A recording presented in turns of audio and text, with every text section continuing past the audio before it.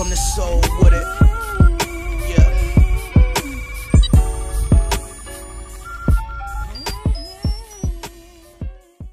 So Amin Elhassan was on ESPN LA radio with Keyshawn Johnson, Travis Rogers, and LZ, and they were discussing the reports of Washington Wizards guard Bradley Beal being available and all this speculation of the Lakers possibly making a trade for Bradley Beal. Keyshawn Johnson asked Amin, should the Lakers trade their young core for Bradley Beal to make a run to close the gap in the West right now, or should they just wait until 2019 free agency? And Amin Elhassan said yes, they should trade for Bradley Beal because Bradley Beal is young and he's an all-star and he still has room to grow. Amin asked Keyshawn, Travis Rogers, and LZ, when they look at Ingram, Kuzma, Lonzo, or Josh Hart, do any of those young guys look like they're on the level of Bradley Beal? So Travis Rogers was the first one to jump in and said, no. So he asked them, why would you mess around when you can get him? Amin did state, however, that he would not give up all four of those guys for Bradley Beal, but he then said that he was of the mindset that you don't trade during the middle of the year unless something drastic happens. But if you have the opportunity to get Bradley Beal, he said, you do it. So that's when LZ asked Amin, before the Lakers pulled the trigger on Bradley Beal and he put the Lakers in a situation where it eats up cap space, he says the real question is, will Kawhi Leonard stay in Toronto? Will KD elect not to go to Los Angeles? Will Klay Thompson come? All these major free agents, are they not coming? Do we know if they're coming or not? So that is when Amin Elhassan responded by saying, basically, you're going to say no to Bradley Beal because you might get Kawhi Leonard or you might get Kevin Durant and all the other top free agents. So that is when Travis Rogers asked Amin kind of the same question he threw at them. He asked Amin, do he feel that any of these four players of the young core, are they going to ever be as good as Bradley Beal? And here's Amin Elhassan's exact quote. I don't think so, and it's too early, but my gut feeling right now says no. I look at Ingram and I see a guy trying to figure out how to play within a concept but still be individually brilliant. I look at Kyle Kuzma and I look at a guy who defensively is going to have issues probably for his whole career, and also the shooting still a streaky thing. I look at Lonzo Ball and see a guy beyond the shooting. Aggressiveness is an issue. Assertiveness is an issue.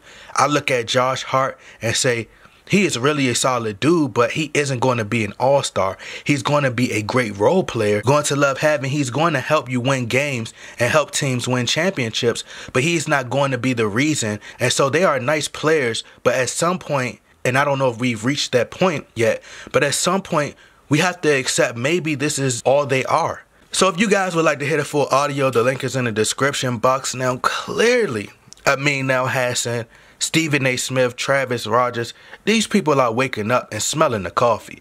Like they're starting to become realists now because he isn't saying anything different than I have been saying about Brandon Ingram this entire time.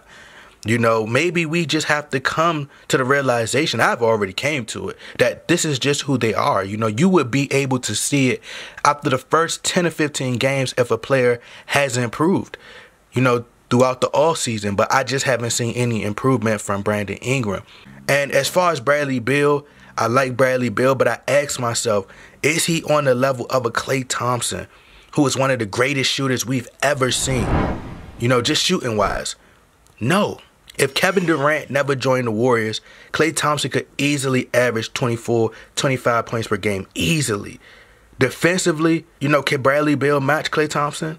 Absolutely not. You know, and you have to think you're going up against the Warriors. You're going up against some of the best shooting guards in the West. Klay Thompson is an elite defender. What happened every time the Cavs front office made a trade last season? They had success for the first couple of weeks or the first month or so because teams weren't fully prepared and they hadn't had a chance to, you know, to scout this team. Because remember, logically think, teams watch film on their opponents. So they weren't able to do that because, you know, the Cavaliers made a trade in the middle of the season and it was a brand new team that they had to scout for. You know, I think LeBron and Bradley Beal would work for the first 2 months. Then they'll be back to struggling again. LeBron James can't just play with all-stars. He has to be with superstar caliber players, period. You know, in my opinion, LeBron James, Russell Westbrook, John Wall are all similar players, slashers and passers. They drive to the lane and kick the ball out to shooters when they don't have opening basket. Of course, LeBron James is like he's a far greater player than Russell Westbrook, of course, and John Wall.